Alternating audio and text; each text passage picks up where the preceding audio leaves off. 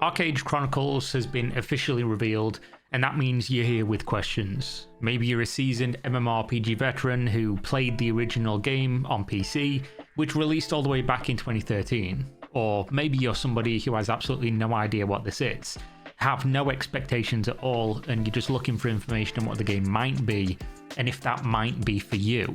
This game looks incredibly ambitious, and that means people are going to think, wow, how could this be real? Either way, I'm here to answer all the questions of both crowds of people, beginning with just what is Archeage Chronicles.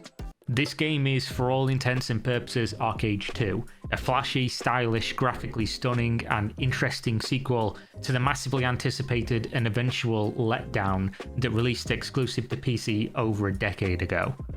According to the marketing material, this is an online action RPG, but also, confusingly according to marketing material, an MMORPG. There are questions to ask here, like why did they not mention it's an MMO in many places, but then in other places it does? Which will leave people to speculate that this will be a much more co-op or low multiplayer experience, maybe something akin to an instanced MMO.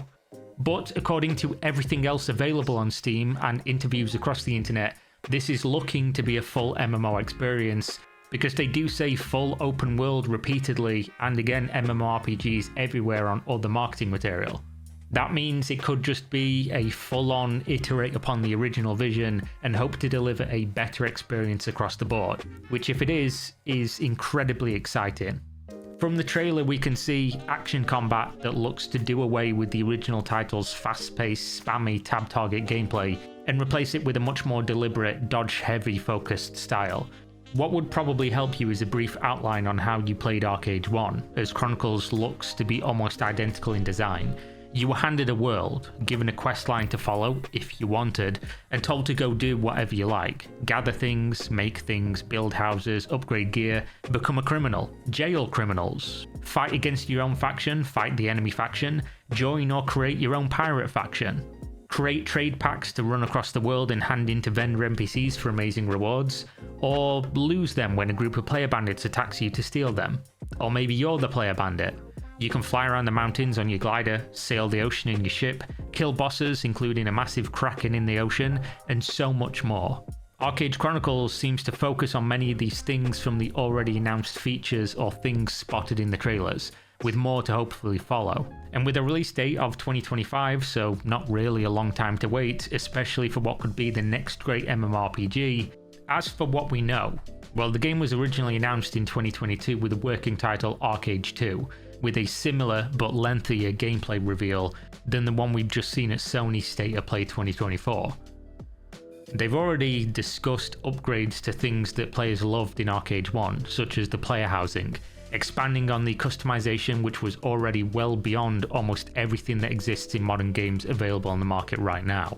This includes players being able to form their own towns, which could open limitless possibilities for sandbox gameplay, which was the major focus of Archeage 1. They've also discussed an expansion on the trade pack system, upgrading what made the original game unique and focusing in on making that as fun as possible, as well as aiming for very interesting combat, going full on action, combos and active dodging. There isn't any indicator on if they're going to hone in on traditional holy trinity of combat, meaning tank, healer and DPS, but they do discuss 10-man raids and group synergy to take down formidable bosses. Whether this means there's no more open world bosses, who knows? But with this clearly being a live service style of game, whether it is an MMORPG or an action online RPG, hopefully it doesn't mean they're going to stick to only 10 mans and we can see huge raids and bosses like we did in the original game.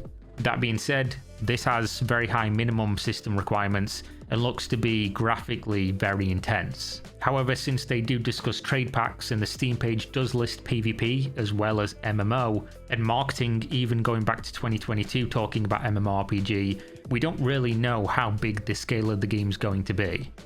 With these words and expectations, people are going to say this looks like it's Archeage's original focus of being that open world sandbox MMO, which did heavily focus on PvP. Even if you're not a PvP type of person, Archeage didn't really force you into it and wasn't incredibly punishing if you chose to give it a go. There was enough content and gameplay for PvE players and life skillers who might just want to craft or hang out in the player created areas instead. So just because the original game was big on PvP and this will probably have it, don't let that turn you off if you're not somebody who enjoys it.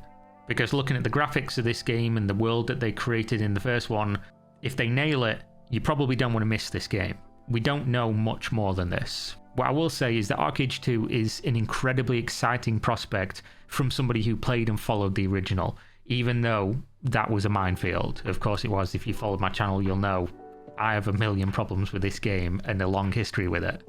This means there's red flags, but overall, the game should be kept on your radar if you like MMOs or the idea of a living world with a million things to do at any given time, with other people there doing the same with you, while now simultaneously looking utterly gorgeous.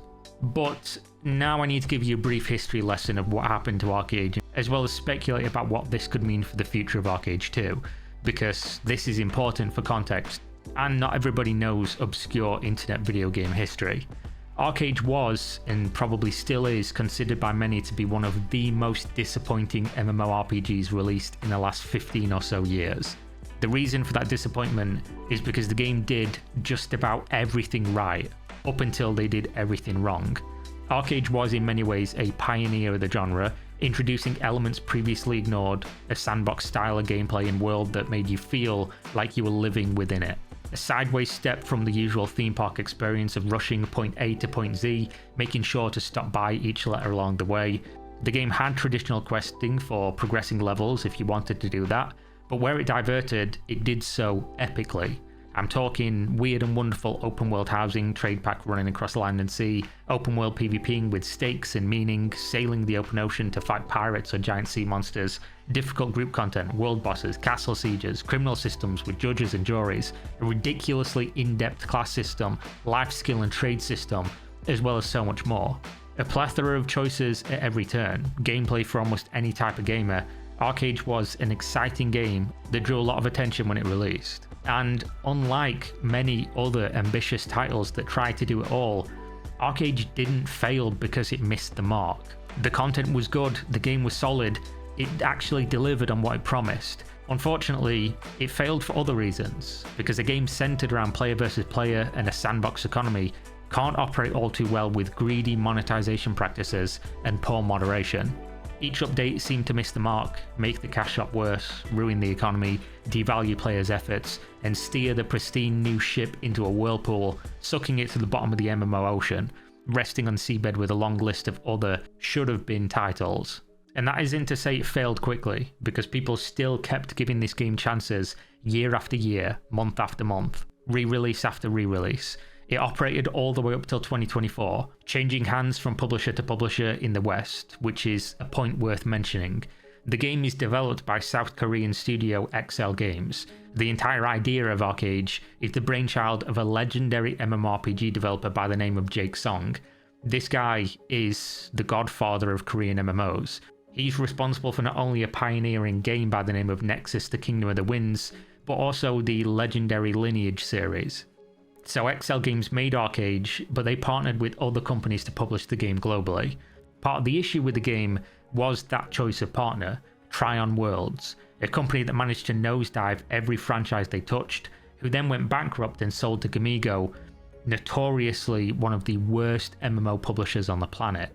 For the next 10 years of Archeage's existence, the game went from bad to worse and eventually played more like a bastardized version of a Western theme park MMO without any of the structure that it would require, before bait and switch selling a new version of the game called Archeage Unchained, which promised to fix all the monetization problems, but it was already too late, because the game was now built upon the tainted base of a now awfully unfun game.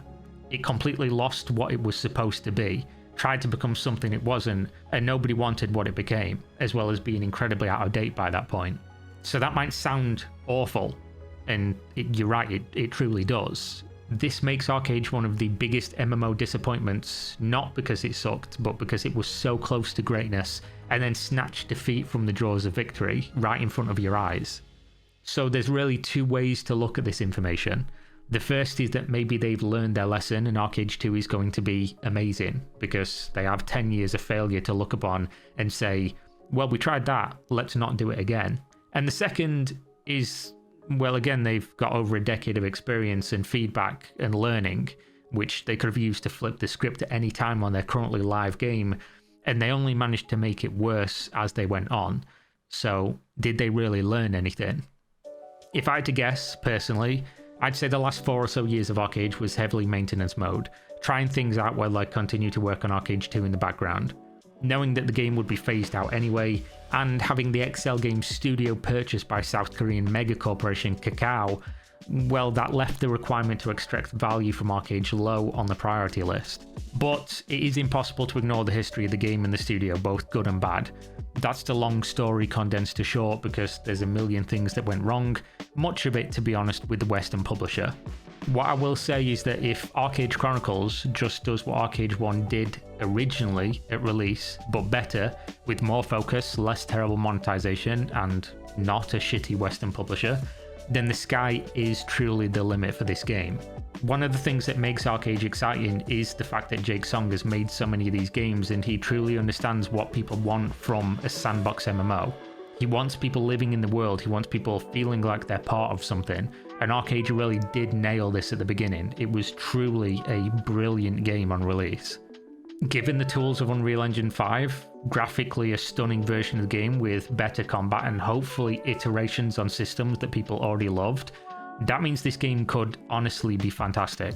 Because again, there is a very real world in which Archeage made 1 or 2 decisions differently, and we'd be talking about it in a very different way right now, probably one of the all-time greats.